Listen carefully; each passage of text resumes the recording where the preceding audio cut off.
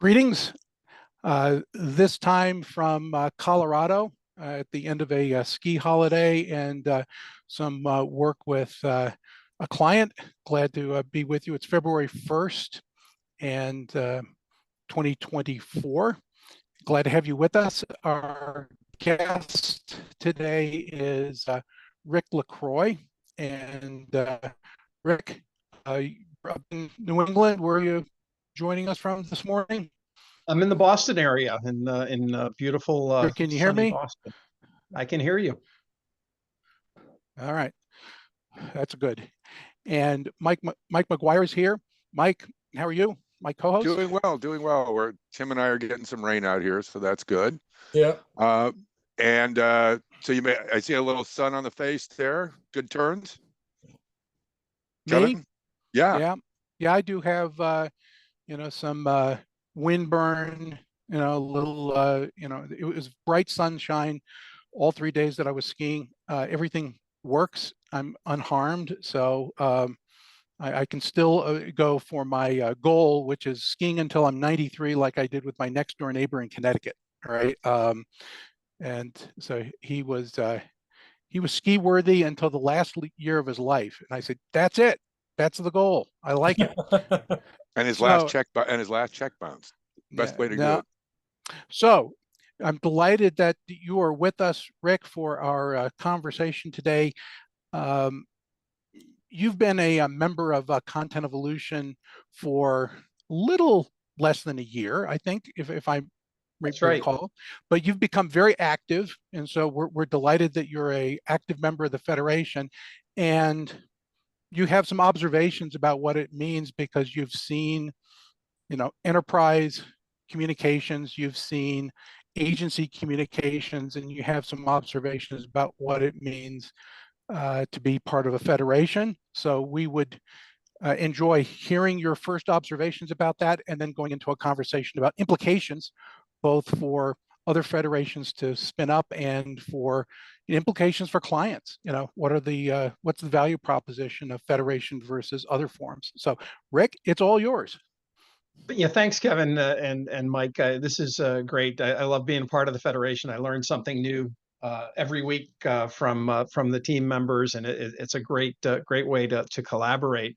One of the first things, though, I have a lot of close friends and colleagues who work in agencies, who own agencies and everything. So I want to make sure that I'm not coming across as too negative on traditional agencies, because they do have their place, right? There's no question they have their place in a number of areas of our tech world. And so I just want to be clear that as we talk about, using a contract type of, workforce on these major projects, that it's not an either or proposition. I think there's a place for both of them. And honestly, a number of agencies are also doing exactly what Content Evolution is doing, right? Which is gathering up a talent from around the world that they can tap into on an as needed basis. So I think that's important. I think there's a lot of areas of tech, especially as you get to large companies where the traditional agency model still is very viable. However, as you come down and you have startups and you have some small and mid-sized companies that many of them are punching above their weight because of the technology they offer in a software as a service type of model or whatever it might be, they don't have the budget, nor do they have the desire to pay the associated overhead that can come with a traditional agency.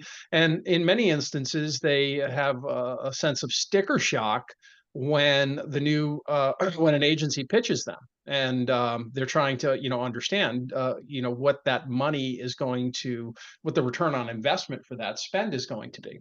Right. So, what's the ROI? What am I going to get for this very large amount of money, which would be immediately go to one of the top expenditures that the company has. So from a perspective of of working with content evolution, working with my firm and the firms of of everyone on this call. The bottom line is you're getting senior level expertise that you typically would not be able to get in a traditional agency. You would have to search for dozens of agencies to find that level of senior expertise. So here, clients can pick and choose the type of expertise that they're looking for.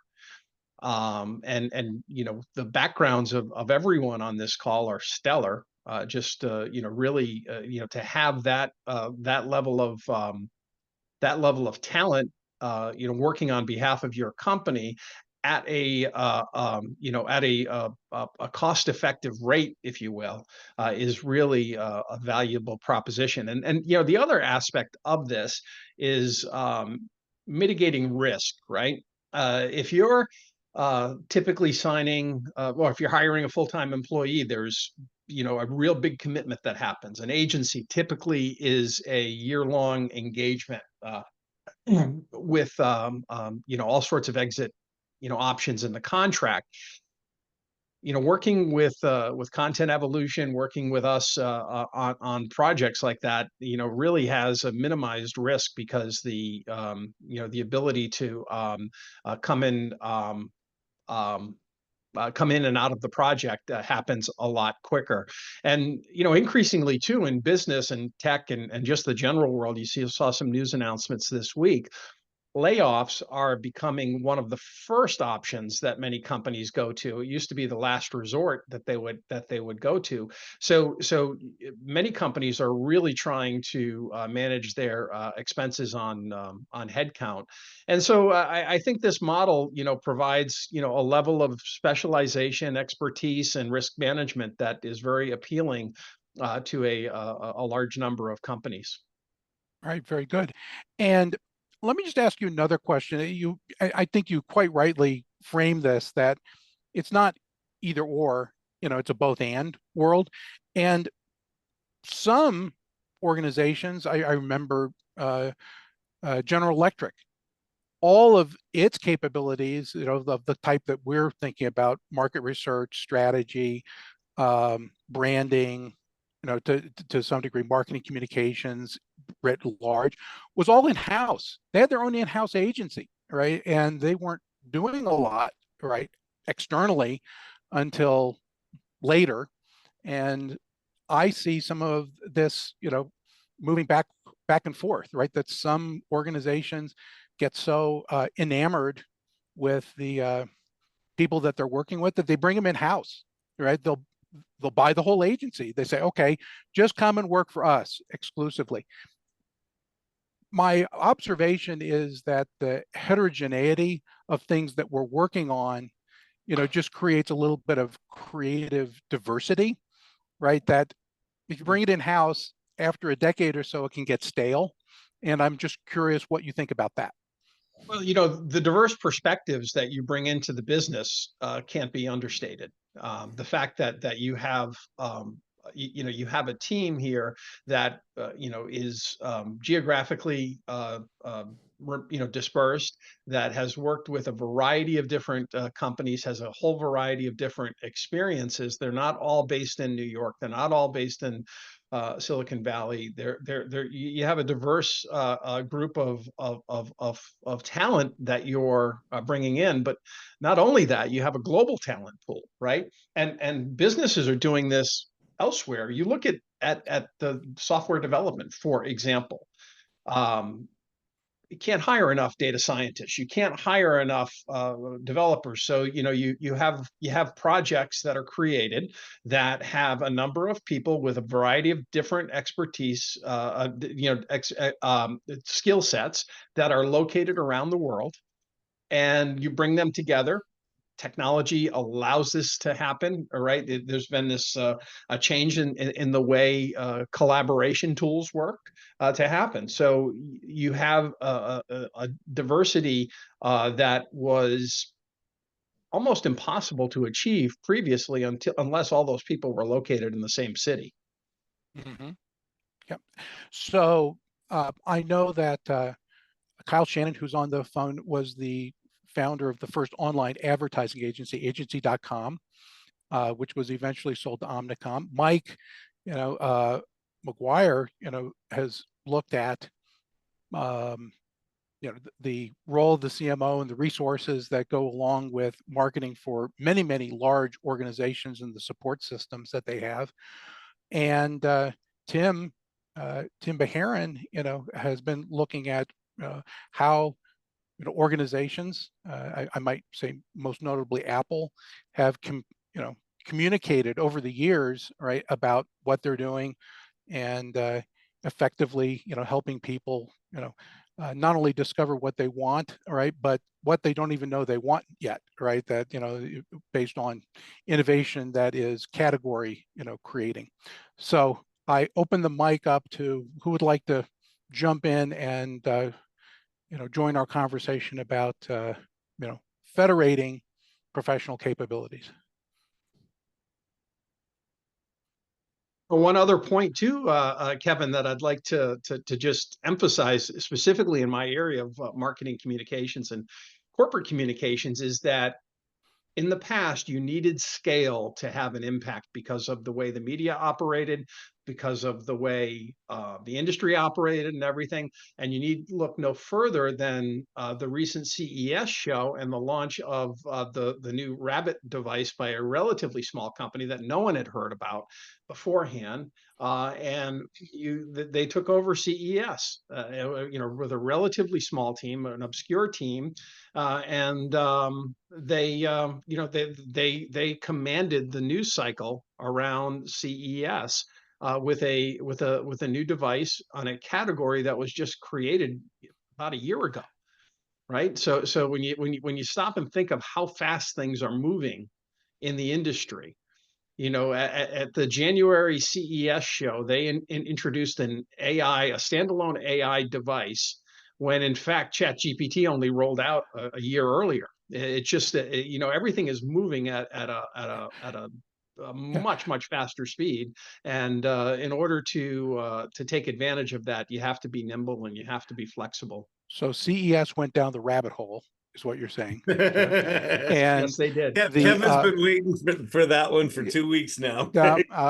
And the category was actually created, in many people's minds by watching Star Trek.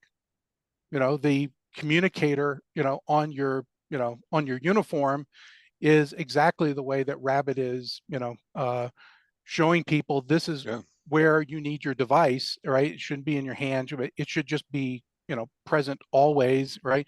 Right here. You can just right here over your heart. Yeah. By the way, we've all been around long enough. You know how a device would have rolled out 10 years ago, right? Mhm. It would have leaked out. There would have been discussions at a developers conference. There would have been, some website with a leaked version of the product, or, talking to a supplier in Asia, trying to figure out what chipset was going to be used, et cetera, et cetera. That it doesn't happen anymore, and instead it just explodes right on the scene, at the event, with social media, content creation, all of that happening at a blazing fast speed. Yeah, well, Rick, I was going to ask you how much time.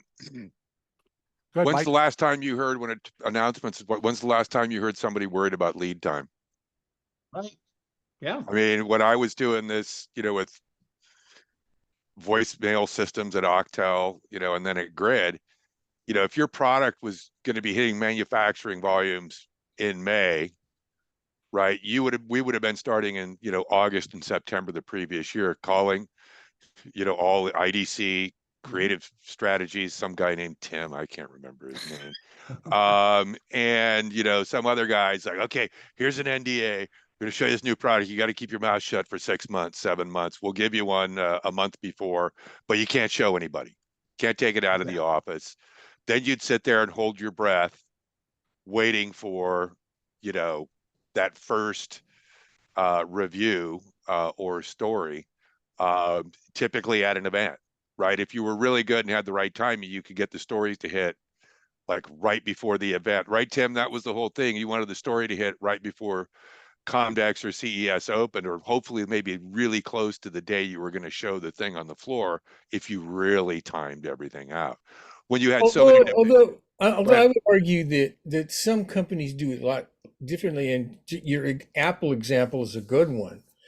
Is in theory, Apple never ever said anything about the iPhone, and yet the talk about it from the leaks or whatever, it was the Jesus phone. And I mean, by the time we actually were in Macworld and we were sitting there waiting for Steve to get up and talk about it, the anticipation level was beyond anything we could even imagine, even though we didn't really understand what it was.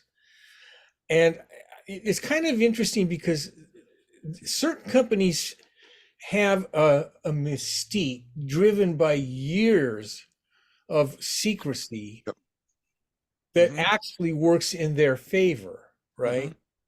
And I think in the Rabbit case, it somewhat was the same in that they just used CES as the launching pad, as did, by the way, Meta did with, or excuse me, that Oculus did with Quest at CES some years ago, because that came out of the blue. None of us even knew about it, and yet it was the entire star of that show.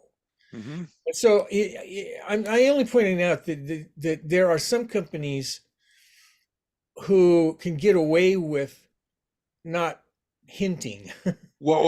And not doing as you talk about, right, Tim? That, as I was talking about those old lead time things, those were Kevin and Rick, remember, they were press tours, right? You'd be out months ahead on the road for 2 weeks showing people stuff, and then hoping they'd keep their mouth shut, except for maybe one or two of the right people at the high end, right? Or a columnist, right, who wasn't doing daily stuff.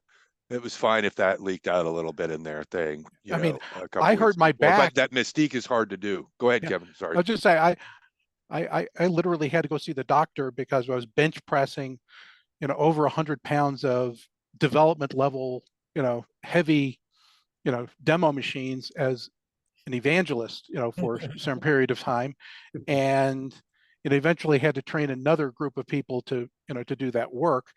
It's what I would say is I generally don't recommend that people go to the how can I say this? That they try to go to a big trade show and take it over, right? Because there are hundreds of announcements that are made at these things, and you're more likely to get lost than to get picked up as the thing, the coolest thing, right, at the show. And so I'm skeptical. I applaud, right, those that succeed in doing it from time to time, but the more likely event is it's a great place to take people behind closed doors and tell them about stuff because they're in town from all over the planet, and then announce at a time of your choosing. But that's just my thing is I think that everyone with a device that goes to CES thinks their device is going to do what the Rabbit did, right? So it's you get one device per year that becomes the star of the show, and like with all things, you can't predict it. I think the thing that you said, Rick, that resonates for me is a relatively small, relatively obscure team explodes onto the scene out of nowhere. I think that is going to become the norm. I think that the disadvantage of scale and inertia is about to hit us, because if you think about, if I take 10, not even 10, if I take 5 Gen X agency, like smart people, we could take probably the 5 people on this call.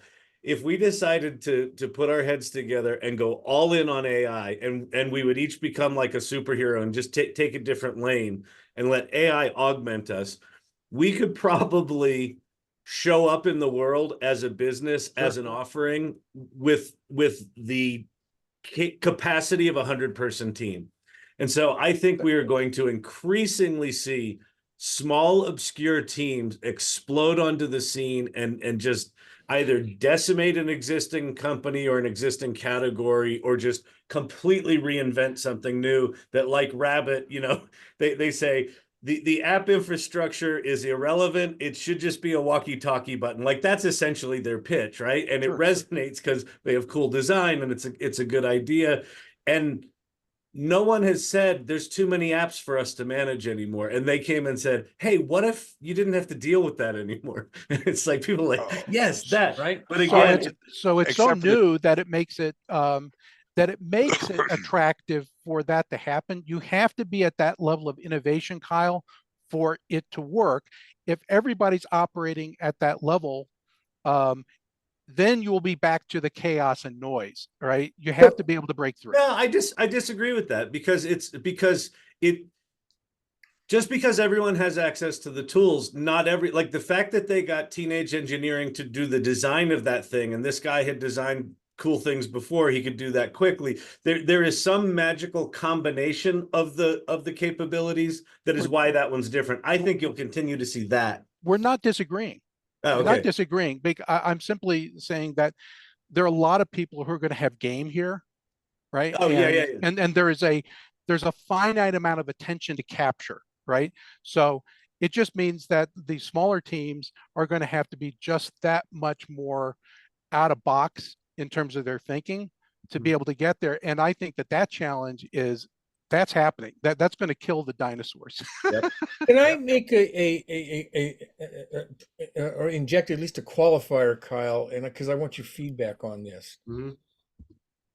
Because you made the statement that this may be the norm, but isn't what in the case of Rabbit, what really drove it is that it broke new ground on a new category. iPhone, the smartphones were around, but Apple introduced a new form factor and design that was completely different. Because I'm trying to wrap my mind around the idea. I'll give you an example. In the Rabbit case, they opened the door of a new concept the same way that the Palm Trio did with the original smartphone, right? Yeah. Because I'm looking, I've been in this thing for 40, I'm getting old, 45 years. And I remember when Jeff Hawkins called me in and handed me the Trio. Yeah. And the first, it was the first smartphone. And I'm thinking, wow, this is because I had, at that time I just had the StarTech, the flip phones, right? Yeah. But my point is that now in the case of the Rabbit, why I think it's historical is the fact that it broke new ground. Now, here's what's going to happen is that Johnny Ives is working to build exactly that with this new company that he's and basically there's a potential anyway, is that even though Rabbit broke new ground, he and his team will be the Apple iPhone to build that category. And I'm trying to understand just the general issue of, I can't just be introducing a Me Too, a differentiating product in a category to get this kind of media attention. Well, I think in the case of Johnny Ives, it's Johnny Ives, right? And I think it's, if you watch the actual demos, so right now the CEO of Rabbit is demoing he's putting out TikToks where he's demoing the thing. When you hear him click the button, it sounds like a preschool toy. It does not sound like an Apple device, right? So I think that Rabbit absolutely gets credit for this is a new form factor, right?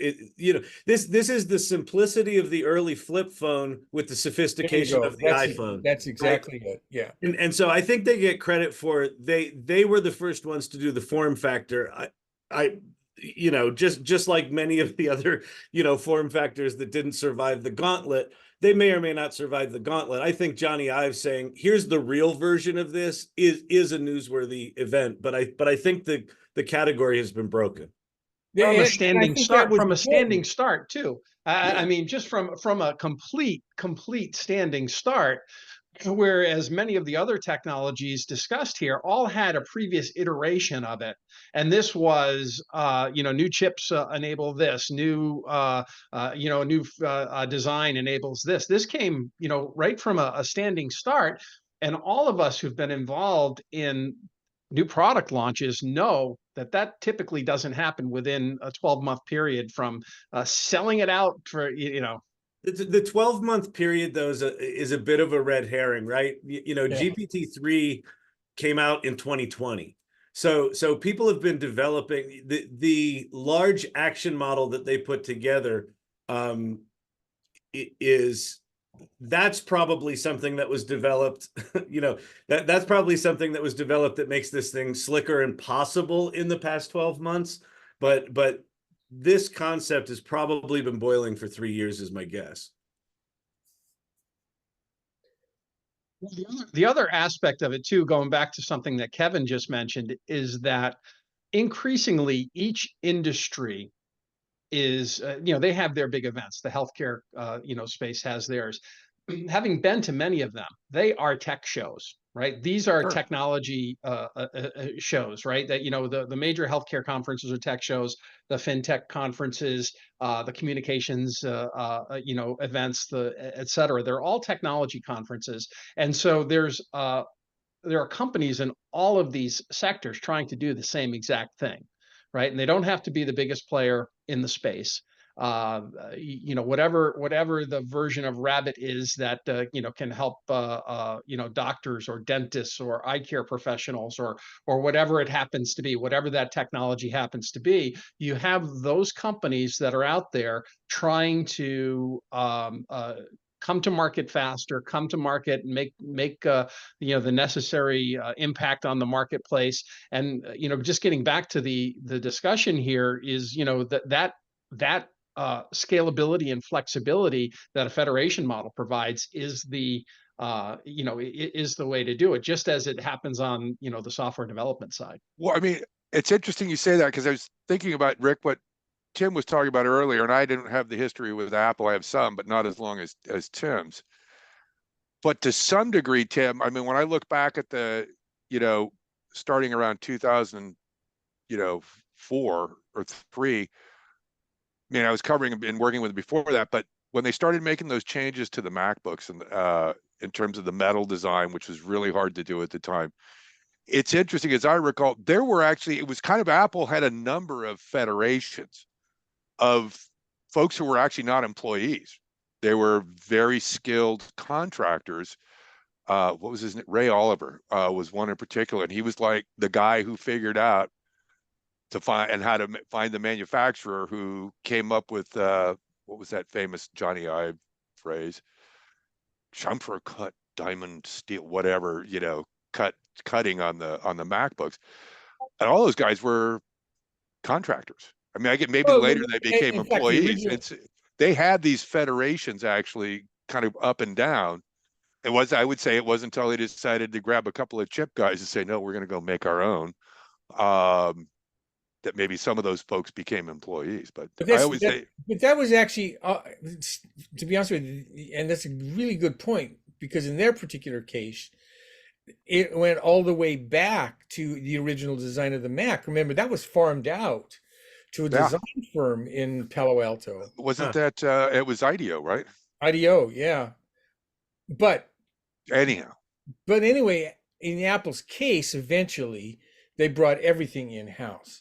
But that took, 35 years for them to get to that point, or 30 And they years. launched how many design careers? Yeah. Right? Abe Behar, who was the guy at Pentagram, Bruner, Bob, those guys, all went on to, I think they had their own they worked at IDEO and other places, but their work with Apple kind of became the best resume ever. That's a really good observation, because in a lot of cases, the federated model actually is very important, because you can't do everything yourself. I mean, when you actually look at Apple's evolution to them to get to the point where everything is in-house, man, that was an immense journey. And it wasn't really pushed properly until Tim Cook took hold of it because of his background in manufacturing. Mm. But that's very unusual, to be honest with you, because I'm dealing with a lot of companies right now who just, there's no way you can have all of those skill sets under one roof. Absolutely. And you have to put together, and for lack of a better term, but the whole idea of a collaborative effort, which is what a federation really is, to get to whatever your end result is. And I think that that's one of the biggest skill sets is, as a CEO, as a CFO, or whatever, how do you identify the partners, and how do you manage the partners of a federation to create the end result? Well, I'll Right. tell you, here's the thing that's popping for me right now. That the collaboration that we do within Content Evolution, and just let's call it the collaborative learning, right? So we're kind of learning and collaborating at the same time with a lot of these new tools. Someone either inside Content Evolution or outside Evolution is going to do to an ad agency what Rabbit just did to the phone industry, right? Someone is going to come up with a new model that breaks the mold. Time and materials no more. It's value pricing, and here's how we do it. Here's how we position it, and it changes the ad game forever, whether they like it or not. If that's invented within here, or even if it's not, but we talk about it early and we say, hey, let's figure out how they do that. Let's figure out how we as a federation can accelerate all of our things so that we're not on the receiving end of that bat that just hit the industry, but we're the ones swinging it. That to me feels increasingly important right now because so much change is coming. Kyle, Kevin, I think if you take a look at the changing role of the CMO at companies and how that role has changed dramatically over the past several years, that position used to be largely focused around creative endeavors, right? Creative activity, and now it's increasingly data driven, right? Getting people into the funnel and having the right tools to make sure you're tracking it. And it's less internally about being creative with the content as it is about, managing the funnel, if you will, of revenue, right? And trying to drive revenue. And I think that when you take a look at Content Evolution, for example, and the capabilities that we have here, this is where the creativity is now, whereas much of what's happening inside corporate marketing departments is largely driven by new tools and data. Process. Very true, Rick. And I think that's, to some degree, I think this has been a case for marketing for decades, if not from the beginning. Is with the challenge right now is with that change in role. Where is the CMO a true C-level exec in terms of at the staff?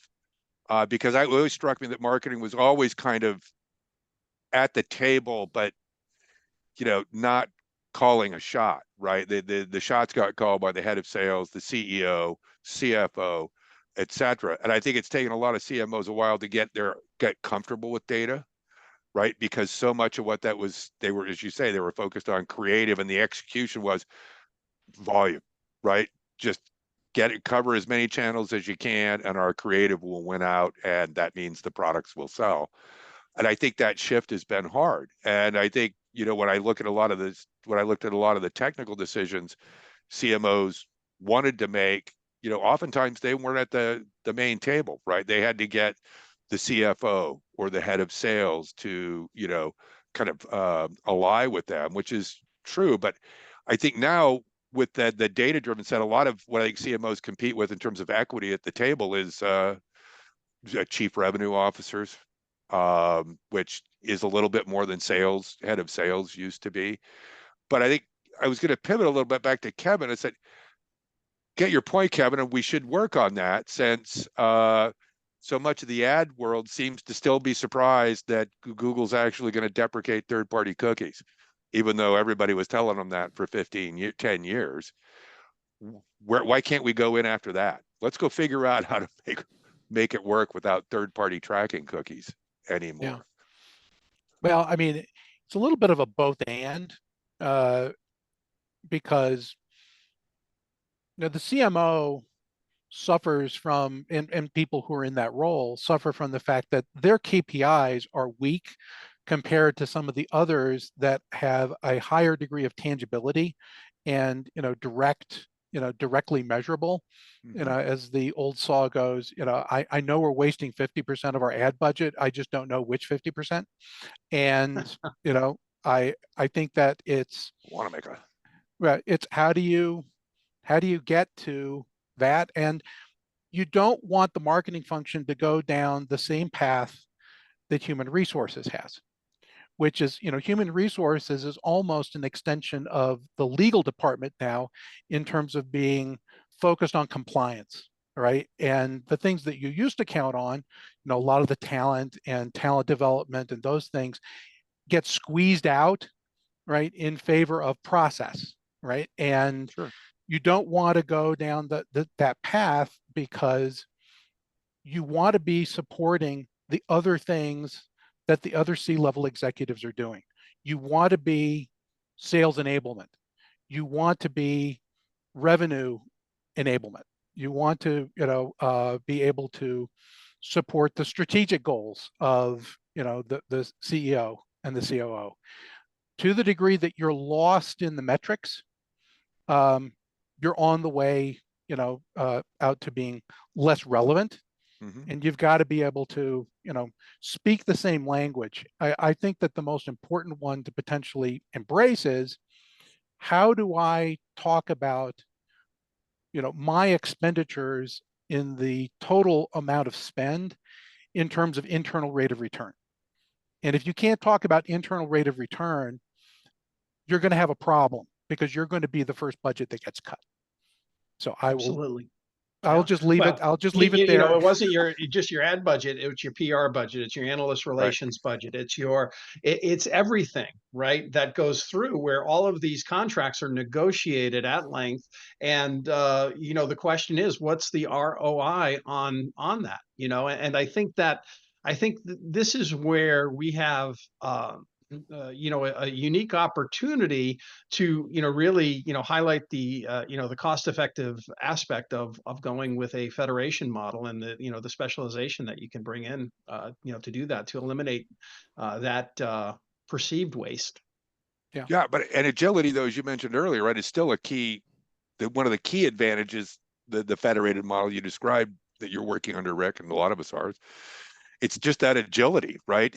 It's how many times have we worked in situations where we've already gone down this path. We know that part doesn't fit quite exactly into our strategy, but we'll gut it out and run over it. And now in a federated model, you can, because we don't have 6 weeks of communications that has to go up and down a chain before some decisions like that are made. Tactical decisions, not because I always found tactical decisions were the ones that took the longest to work out, not strategic ones. And I think oftentimes, and I think that agility is to what the world that Tim and Kevin were describing with Rabbit. I think that agility is probably more than, worth way more than, pure scale up and down the chain. Tim knows as well as anyone that the kind of marketing that Apple has done over the years has cut down brand promiscuity. People don't think that are inside the Apple camp, which kind of mobile phone am I going to buy next, or which kind of computer am I going to buy? They're thinking about which kind of Apple computer or Apple iPhone.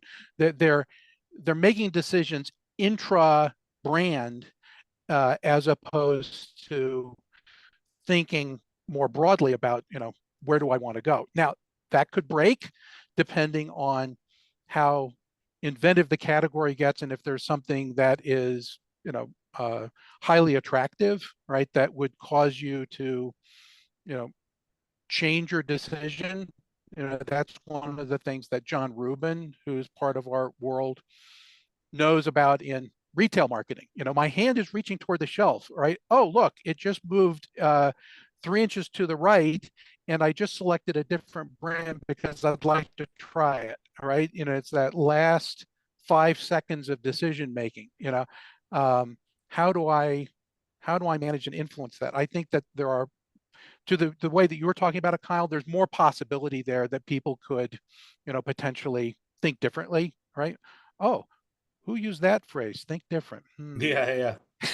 Yeah, I think. Listen, Well, I think Apple had that, Kevin. I feel like that's eroded in the past 10 years because of the quality of their QA and their software in particular has been bad. I feel like Apple that fervor for the brand has eroded in my experience. But I think a product like Vision, the Vision Pro starts to put them back in. Okay, they've released something here that's a category maker again, and like it's very clear that that's a category maker.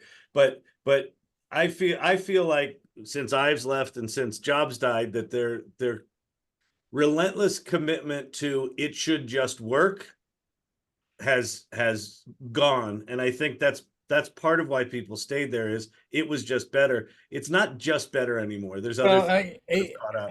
I tend to agree partially, but I will say that one thing that Apple still does really well is keep people staying within the Mac community. Mhm.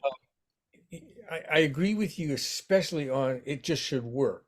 It's more complex. Yeah.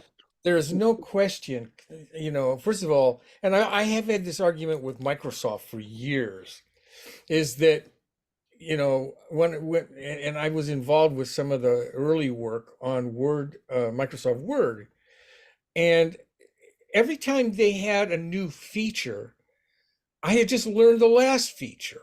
Yep. And, but and then their economics make so much sense, Tim, right? I mean, it's like that in Excel. You can look at Excel and go, wow. Oh, I know, same thing. The 10,000 features, right? Most people experts use like 30%. Yeah. Well, but there's nobody will replace it. Yeah. Nobody. And in Apple's case, in enterprise. In Apple's case, the fundamental stuff still works really well. Mm-hmm. But you're right that iOS. there is so much of a degradation of quality because there's just so darn much stuff there. And I think, Tim, I think as you're saying this, what's hitting me, I think that's why the Rabbit resonated, because that opening it's very straightforward. The opening slide of his keynote showing 5 different devices from 5 manufacturers just littered with apps. And he goes, what if you could just push a button and it worked? Like, it was a very Apple message, right? Like Apple has sort of turned into Microsoft in terms of their complexity. And along comes this little upstart that says, what if it didn't suck? And then I think that's why that resonated. But if that, I was thinking, just real quick. The funny part about that is the next big thing is the guys that are using it are going to say, I wanted to do this. I wanted to do this. Yeah, of course. And it's going to be the same thing in about, then it'll have 2 buttons, then it'll have 20 different. Exactly. It's the cycle all over again. Exactly. And that was what Apple's always been pretty good at in the past, right? Is hiding the complexity. Exactly. And I mean, that was why Rabbit was such an Apple kind of device, because whether it works or not, whether it's complex or not, they hid the complexity. And it's like you get the power of the complexity with a I think like if you look at it across their platforms, it's like Final Cut. Final Cut is you got to have a whole separate keyboard for Final Cut that's color coded. That's the one place where they've just kind of said, editing movies and stuff is really hard. They tried to simplify it. They tried to simplify it, but I never knew anybody who went for those new keyboards after the old ones, that were literally color coded, 5 different colors. But Mike, I would argue in that particular scenario, they were going after an audience that was much more sophisticated. And it's a tiny audience. It's and they were they're very well funded, but tiny. Yeah. Well, remember the predecessor was Avid. Okay. And it was Yeah. hardware oriented as opposed to software oriented, and they didn't pivot fast enough. Right. So, Well, also their learning curve was, you had to have a degree to use Avid. Exactly. But you also had to buy a suite, right? You had to buy a suite. And the process of creating a video and hiring that Avid editor. Yeah. Now I go to Who Kyle actually, and and now I I go mean, to Kyle at Storyvine, well, right? And exactly. I do it myself, and I get it up in 12 hours, right? I get the video up on YouTube, and it's on TikTok, it's on all the platforms in 12 hours, and it's in a format that everybody likes, and they do that. So you take a look at the compression that has happened there and the economics that have changed with putting a video up on screen. I mean, we probably all saw the time when the van was in front of the headquarters building rolling out crates of video production equipment, and it looked like they were doing a Hollywood production. And I remember, do you remember having to pay day rates for equipment for Avid things? It's like, okay, the job's going to be $150,000. Like, oh, exactly. okay. Wait a minute, Right. what's this $15,000? Oh, that's renting my Avid system. Like, Right. So now I'm a marketer, and I go to Kyle, and okay, the video content and the video aspect of this is up, right? We don't have to schedule it 6 weeks out. We don't have to do anything like that. And I think that in the past, if you had said, look, we're going to go to this Storyvine to create the video, they would say, well, is it going to be broadcast quality? Is it going to be our standards? Is it Right. going to meet our standards? Who is this company? I've never heard of them. Do they have, this technology or that technology? Now it's just all about the output and how fast, how economical it can be. And, just to, in my world, and I'm presume it and others as well, the question of do you have enough horsepower to get this done for us is no longer a question because of the tools that are there. what? Yeah. Boy, Rick, something just came to my mind. You remember back in the day, you and Tim and all of us will remember this.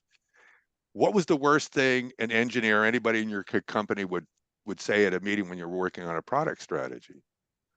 I need this. It's like, no. We can't market to you. We're not going at, now we are.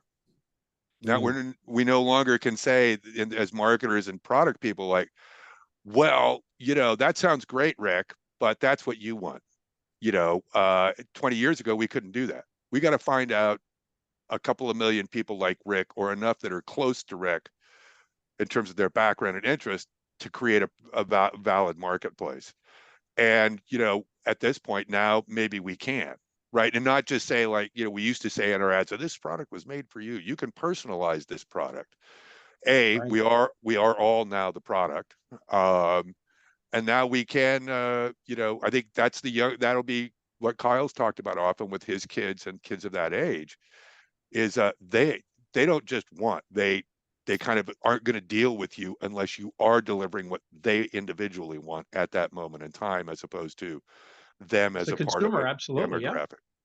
Yeah. Now, Well, that's those probably young old. kids, also are joining the workforce, right? They're joining the workforce with a variety of different skills, and they're going to have a very different expectation of how they want to work all day long versus what we had, especially if they've got a specialization, in whatever area it might be, whether it's creative or whether it's technical. They'll say, I'll pick the companies that I want to work with. I'll pick the projects that I want to work on. And that kid could be in Romania too, right? They could be a developer in Romania, right? It doesn't matter where they're located, geographically. So I think that as we discuss this, there's a whole generation or a couple of generations of new talent coming into the marketplace that's also going to have these expectations that I think we're at the forefront of. Yeah. Hey, Rick, we were talking earlier, we kind of, touched on advertising. I want to give a moment to LCX strategies. All right. This is your moment, right? To do a little, what is it that you spend your time doing for clients? Because we didn't talk about that at the front end. And I think it's important for us to just get a little feel for what does Rick LaCroix do, all right, when he's not doing federation stuff with Content Evolution. I spent all of my career working in journalism and high tech communications, leading communications teams, and I created my own firm specializing in product launches, crisis communications, and messaging, to internal and to external audiences, creating the strategic narrative that that companies need to have a consistent voice out in the marketplace, which is very important for them. So that could be responding to a cyber incident. It could be launching a new product or an updated product and moving it on the accelerated time frame that we've been talking about relative to doing that. And it's also helping to navigate the changing media landscape out there. Increasingly, the reporters are bots, and increasingly, the full-time media personalities or talent that's out there are just overworked. And then, the other aspect of this is the rise of the influencers, I like to call it, where in each industry there are influencers with very large audiences, whether it's on LinkedIn, whether it's on social, whatever it may be, that have the ability to reach potential customers of whatever product it is. And that strategy is increasingly an important part of a corporate communications strategy. And so I do a lot of work on that. And Mike, you'll know this, that many analysts now are content producers, right? They have blogs, they have webcasts, they are on podcasts, they are everywhere in addition to their traditional work that they do. And so an influencer could be an analyst. It could be a radiologist in the, if you're in the healthcare field, who has a very large following of other leading radiologists, and that's a perfect audience to tap into. So it's working to address the people that matter is what my focus is on. Okay, excellent. Mark Prinsky, we're glad that you're with us. Do you have a thought, comment as we get up to the top of the hour? Thank you for asking. This is one case where I don't. Okay, And very good. so I'm just listening. I'm All right, we're glad you're here. So, Kyle, concluding comments as we get up to the top of the hour. I'm glad I participated in this conversation today. So thank you, Rick, and thanks for putting it together, Mike and Kevin.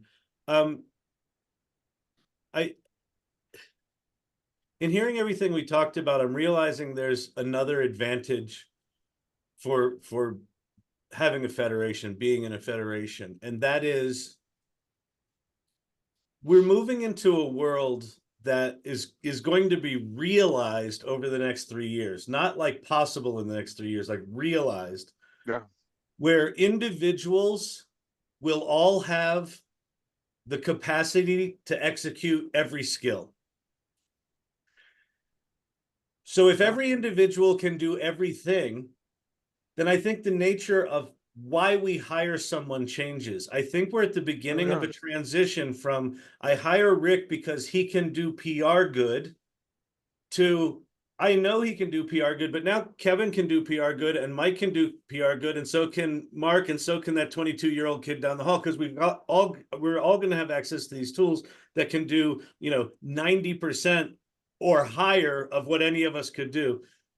Now I hire Rick because I know Rick and I trust Rick. And I know that he gives a shit about my business. And so I think the relationship building of a federation and having these trusted conversations actually becomes critically important. Correct.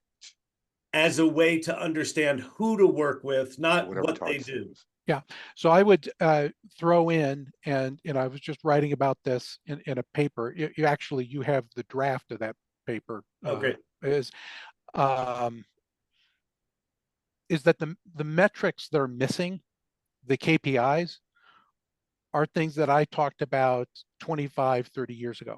Return on relationships. Yep. What is the return that you have on the relationships that you have with your customers, yep, with your suppliers, right? Because you have to remember you're adding value to what they're giving you. And they could be giving you Takata airbags, which are really bad, okay, that could ruin your reputation, right? Or give you something really good that you put into a larger bundle of value that you deliver to your clients, right? We need to be able to think at a system level that way. The other two metrics that I would, talk about are return on intention. Do you have the intentionality that allows you to be aligned, right, with Yeah. the interests and values, all right, of the people that you're working with, and return on attention, because that's scarce, right? There's only so much attention that we all have. It's the scarcest thing that we have is how we're going to allocate our time and to whom. Yep. If you take those three things, return on relationships, return on intention, return on attention, you have the new scorecard that actually sums up to what you just said, Kyle, which is trust, right?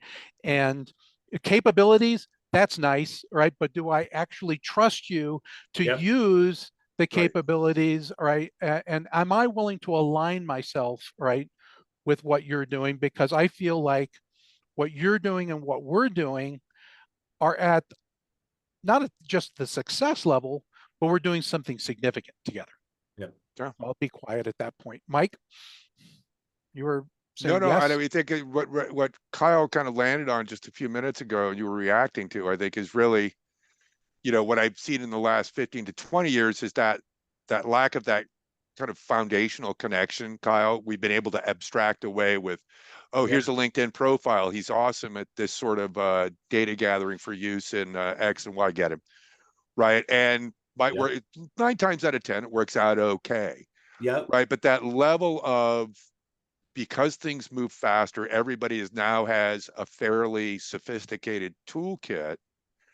I don't mean to put it in such total coarse language, but what matters is that level of trust and the idea that, not that I would actually do this, but we all know each other well enough to know we would focus on that project because of both the financial and frankly the greater risk being the risk of rupturing a long-term working relationship or personal relationship, right? Which is what I've seen a lot of. Is a lot of guys like, yeah, here's my stuff, I need my $5,000. I said, well, this is barely a draft, Right. and this is like not done, right? Oh no, it's done. It's as much as I'm going to do for you. And it's like, okay, check that guy off the LinkedIn list, right? And I think, as we found, like a couple of, I've noted a few times, we're going to have these really cool tools. In some cases, things that we used to do more quickly because there was a established process. I knew I did this, I got it to this date, then I give it to Rick, he fixes it, passes it on, approves it, etc. All that happens like that now, right? And what we find is the things that we thought we used to be able to do very quickly will actually take us a little longer. And the things that we used to think take forever, we can do in a snap. Yeah. Right. I can get the first draft of that graphic, then go to my friend who's an actual graphic designer to say, that's good. But when you put it up on this kind of screen, it's not going to look good. That little bit of industry expertise, right? Or insight expert. Yeah. Anyhow, I think we should probably write this down. I know we're going to record it somewhere, but this was that I think is, reinvigorated me after today's call, just because it wasn't that I was in a tailspin. It was just like, what are we going to do next? What are we going to do next? What's the thing? What's the thing? And I'm not going to worry about that too much the rest of the day or the week. Well, that's good. Mark Prensky, your one hand thing. did go up. Okay, Mark first. Mike, finish your thought, then go to Mark. Okay. Kyle, did you mention Perplexity last week, or did I just stumble on this? I've been talking about it for a while. Part of buying the Rabbit R1, you get a year of Perplexity That's it. for free. Okay. So I now have a Perplexity Pro account. All right. Mark. Yeah, the thought that occurred to me, and thank you for this discussion. It's like stuff that I really don't know that much about. But I go back to Elon Musk's 3 reasons, how you hire somebody that have struck me a lot. One is that they have to be totally aligned with the big mission. The second is that they have to love what they do every day and want to get out of bed and come and do it. And the third is that they feel fairly compensated. And maybe we're adding a fourth, which is that you trust that they'll get the work done at the level that you want to do it. And Yep. that's my thought. Yeah. Well, thank you for sharing that. Rick, you have the final word. Thanks for being with us today. We appreciate all that you do as one of our newer Content Evolution members, and you're an active participant in Kyle's Content Evolution Collab as the Kyle as the world's first Chief Generative Officer. So, Rick, bring us home. Well, I'm just looking forward in 2024 to continue to collaborate with everyone and to learn. Just singling out Kyle, it's like a masterclass every week in AI, and it's had a remarkable impact on my ability to be successful and work together. And I just love watching these new technologies evolve and see how they they play a role. So I'm really looking forward to what's to come in 2024 with CE. Thanks again, everyone. Thanks for being with us, Rick. And at everything you do, be intentional. We'll talk next week. Cheers. Here's everybody. Take care.